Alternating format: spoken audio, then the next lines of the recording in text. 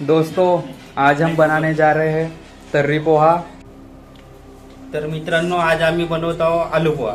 तुम्हाला रेसिपी सांगतो बिलकुल सिंपल तरीक्यामध्ये। पहिले अर्धा किलो पोहे घेऊन भिजवून टाकायचे, हे आणून टाकायचे। मग 2 कांदे, 1 आलू, मिरची, 1 टमाटर, हे थोडेसे फल्लीदाणे आणि चला इकडे या, इकडे या। आता तेल गरम आणलाय, 1 वाटीमध्ये तेल टाकायचा। मित्रांनो, सर्वात आधी जिरा आणि मोहरी टाकतो। मोहरी झाल्यानंतर लगेच आपले कांदे, हे आलू पण सोबतच, आणि मिरची पण, आणि हा कढीपत्ता पण। टमाटर थोड्या वेळाने टाकू, ठीक आहे।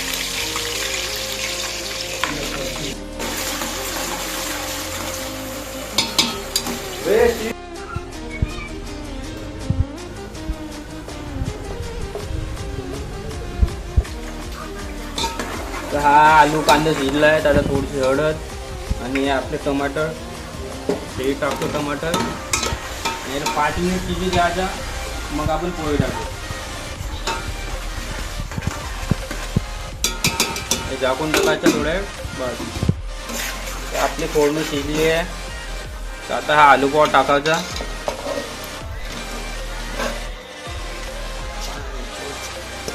अर्धा किलो आलू पोहा आहे, लक्षात ठेवा। घाटून टाकायचा,